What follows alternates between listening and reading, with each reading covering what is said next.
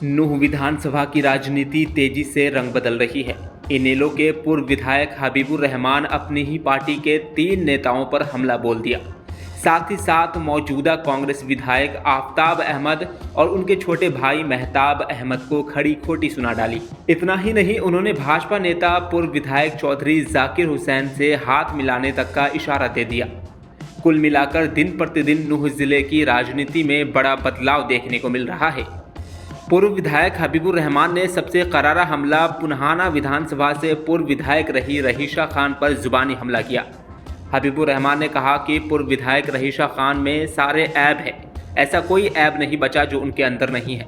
दरअसल पूर्व विधायक रहीशा खान ने कई दिन पहले पिनगमा कस्बे में आयोजित एक कार्यक्रम में पूर्व विधायक हबीबुर रहमान पर करारा हमला करते हुए उन्हें बिक्कू बैल बताया था और 1 करोड़ रुपए में बिकने की बात कही थी। अब इसी को लेकर के पूर्व विधायक हबीबुर रहमान हमलावर नजर आ रहे हैं।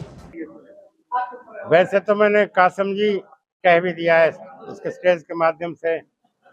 सच्चाई यही है, 9 महीने से ये तिकड़ी मेरे खिलाफ काम कर रही थी, ईमानदारी से काम कर रही थी मेरे खिलाफ। मेरे खिलाफत में कोई बेईमानी नहीं करी इन्होंने, इतनी ईमानदारी से मेरी मुखालफत करी है इनने। बहुत इकट्ठा हुआ, कोई कन्फ्लिक्ट नहीं हुआ इनमें आपस में। बहरहाल हम कहते हैं कि भाई टिकट मेरा, और तिकड़ी कहते हैं टिकट हमारी जेब में रखो। अब लोग कंफ्यूज तो होते हैं। घासखेड़िया भी, शिवराम जी भी, हाजी सौराब जी और फखरुद्दीन जी, अब ये सब 3 इकट्ठे कहते, लोगों को भ्रम तो पैदा होता है यार ये 3 इकट्ठे हैं और टिकट में तो चक्कर है। मतलब ये भ्रम रखा और ये कहते रहे कि यहाँ छिरकलौतों का है ही क्या है। ईमानदारी से कह रहा हूँ, मैं बरगलाने की बात नहीं कर रहा। छिरकलौत डाक बजा वहां चले गए, ये वीडियो यूट्यूब में बना के भेज रखी है, ये बात मैं कह रहा हूँ। वो यहाँ से कट के ये दहंगड़ों की सीट है, ऐसे कैसे जीत जाएगा। हम जब तक जिंदा हैं तीनों, नायब साहब को एमएलए नहीं बन रहे। बहरहाल चलता रहा मामला। हाँ, एक काम कर गए, मेरा टिकट वहां तीनों जाकर, ये 20 तारीख, अप टू 20 तारीख टिकट डिक्लेयर होना था, वो टिकट डिक्लेयर नहीं होने दिया। चौटाला साहब को भी इन्होंने कंफ्यूज कर दिया, अभय सिंह जी को। ये 3 है, वो अकेला है। हमारी लगाई सिकाई करने के काम नहीं होता, हमने कभी नहीं कहा इनके बारे में कुछ भी। और ये जब भी जाए वहाँ कान फुसी करते करते, आज 4 तारीख होगी, अभी तक टिकट डिक्लेयर नहीं होगा। आज ये नूंह की सीट इंडियन नेशनल लोकदल के खाते में आनी थी, हर कीमत पे आनी थी। लोग वैसे भी बदलाव चाह रहे थे, लेकिन इनकी मेहनत और कोशिश से, इनकी ईमानदारी का जो उन्हें परिचय दिया आपस में मिलजुल कर रहने का, उस वजह से आज जो हालत है, ये जो मैंने कहा है स्टेज से, वो अल्फाज मुझे कहने नहीं पड़ते। अगर गोपाल की कर बात करें, अरे आला कमान को आपने ये बात बता दी है, और अब आपका फैसला क्या है? आला कमान को फेस टू फेस मैं, फखरुद्दीन जी, सौराब जी, घासेड़िया जी और हमारे पहलवान जी, जयकम जी, प्रताप जी, चौधरी अभय सिंह जी, इंक्लूडिंग मी, मेरे समेत फेस टू फेस कमरे में बैठ कर सारी तफसील से बात हो गई। सारी पिक्चर उनके दिमाग में क्लियर हो गई, समझा दिया मेरे साथ क्या षड्यंत्र हुआ है। वो तो मैं, एक गलती हो गई मुझसे। यदि मैं 2 साल पहले यहाँ आ गया होता ना, तो अपनी मेहनत भरपूर कर लेता। मेहनत नहीं कर पाया। 70% एरिया नया आया है, इसमें मेरी कमी रही है। इतने दिन में इतना ही बढ़ पाना था, बस ये कोई जिंदगी रही। जैसे भी हालात होंगे अल्लाह मालिक है, पीछे हटने वालों में से नहीं है इंशाल्लाह। वो दूसरा सवाल, दूसरा क्या था इसमें? अगला कदम ये है, मैंने बता दिया है के माध्यम से। कुछ गणमान्य लोग कुर्बानी लेना जानते हैं, कुछ देना जानते हैं, कुछ कभी ले लेते हैं, कभी दे देते हैं। यदि मेरे को इस तरह का कोई मामला हुआ, कुर्बानी लेने के लिए तैयार भी हूँ, देने के लिए भी तैयार हूँ। देखते हैं इसका क्या रिजल्ट आता है, इसके बाद 1-2 दिन देखता हूँ। आफ्ताब को लेकर आपने कहा कि करते हैं, दूसरा मेहताब को लेकर कहा कि बेटा सोचा देर आ जाएगा, जाकिर हुसैन को लेकर कहा कि समय है अभी जीत जाओ, क्या कहेंगे तीनों को लेकर? देखिए बात है, ये आप मानते हो, मुझे खूब दुख है। मेरा ईमानदारी से कह रहा हूँ, मेरा तैयब परिवार के साथ, चौधरी यासीन चौधरी तैयब परिवार के साथ रिश्ता है और उसका हम एहसान भी मानते हैं। लेकिन इतनी बड़ी विरासत का मालिक जिस तरह से इतना लापरवाह हो गया ना, जो आज दिन देखने पड़ रहे हैं, उसकी लापरवाही की वजह से देखने पड़ रहे हैं। और यदि अब भी वो यही उसी घमंड और गुमान में रहा तो फुल स्टॉप लग जाएगा। और इसीलिए मैंने कहा है, या तो मिल बैठकर कोई रास्ता निकाल लो, कुर्बानी देने के लिए तैयार हूं, लेने के लिए तैयार हूं। ऐसे नहीं चलता। दूसरा सवाल कौन सा था? देखो भाई, सुन ले मेरी बात। आफ्ताब से तो मैंने ले लिए पैसे, 2 करोड़ ले लिए, वही तो देता ना, दे तो और कौन देगा पैसे देने? अगर मैं पैसे ले तो आफ्ताब ही देगा या कोई और दे सकता है? कासिम जी बताओ आप। इसलिए भी मुझे खास तौर से सख्ती से बोलना पड़ रहा है आफ्ताब के खिलाफ। आफ्ताब को मैं, और या जो इन बातों को कहते हैं, उन पे धर्म और ईमान और कुरान की कसम है। जिसने मेरे को पैसे दिए उनकी आस औलाद की कसम है, उनके धर्म और ईमान की कसम है। जो जिसने पैसे देने की बात करी है, इसमें कोई मीडिएटर भी होगा, उसको भी उसके धर्म और ईमान की कसम है। अगर वो सच्चाई मेरे सामने यहाँ ना लाए, कहीं बताएं कि हम मीडिएटर थे, इतने पैसे आफ्ताब ने दिए। अगर हमने लिए हो, मेरे को जलील तो करें। अरे बताएं तो समाज में। तू बड़ी स्टेज पे बड़ी लंबी फेंकता है, तू तो खरीद लिया आफ्ताब ने। अरे बताएं तो सही मेरे आके। और नहीं तो आफ्ताब खुद बता दे, कोई और देने वाला है। उनको मैं कह रहा हूं, मैं अगर किसी के माई के लाल ने इतना दूध पिया है, मेरे को जिसने खरीदा है, वो स्टेज पे आके मेरे सामने साबित करे, मेरे को बता, इतने पैसे देती। हम जो हरियाणा लोगों को तैयार है। अगर मैं भी बिक गया ना, मेवात के पॉलिटिकल आदमियों से कोई बचेगा नहीं, कोई बच नहीं सकता। हमने 10-10 करोड़ के ऑफर ठुकराई है, एक पैसे का दाग नहीं लगा। एमएलए पीरियड में नोट बरसते हैं मेवात के एमएलए के पीछे, हम उसमें से साफ निकल गए। 2 पैसे के ढेर हम पर इल्जाम लगाते हैं। अरे कोई आके बताए तो सही, यूं बकवास कर देना कोई बात नहीं होती। और सुनो, आफ्ताब को जब मैं एमएलए था, एक लाइन दी थी मैंने, आफ्ताब ने केवल और केवल एक लाइन पकड़ी थी। उसके वर्कर यूं कहते थे, वो चौधरी खुर्शीद अहमद इतने बड़ा नेता का बेटा है, उसके वर्कर यूं कहते थे कि बताओ भाई आफ्ताब नायब साहब वाली लाइन पे चल रहा है कि नहीं चल रहा है। जबकि हमें तो इसी बात की खुशी है, जबकि उसे उन लोगों को ये कहना चाहिए था, उसके वर्करों के, बताओ भाई चौधरी।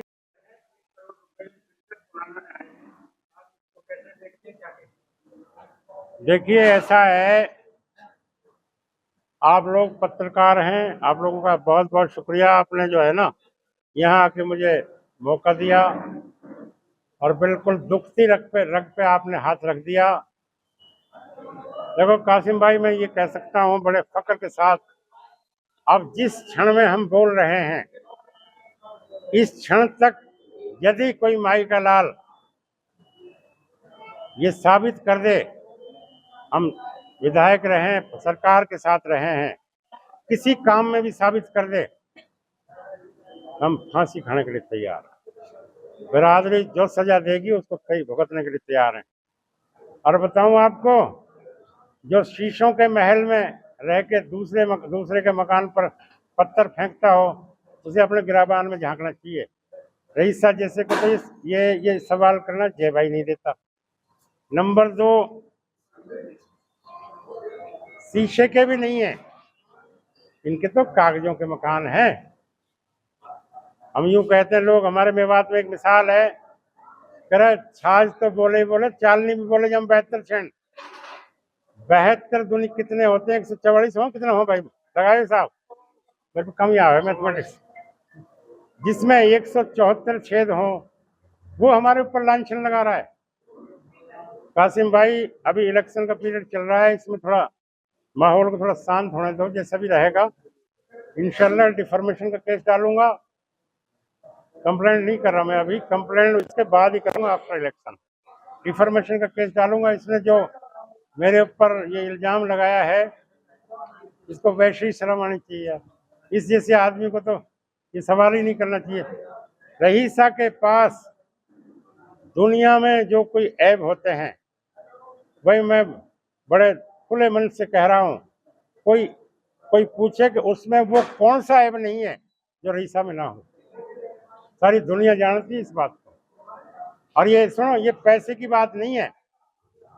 उसको जिस तरह पिछली बार मैंने इलियास भाई के साथ देकर उसके थूकने का काम किया था ना, उसको वही डर सता रहा है। उसके टक चल रहे हैं, कह रहे भाई नायब साहब खेल तो थोड़ा टेढ़े मेढ़े से हो गए हूँ, अब ही नहीं आएगा मेरी जान रही फरिश्ता मन पर मौत बन बकेट टूटर फट रहे हैं।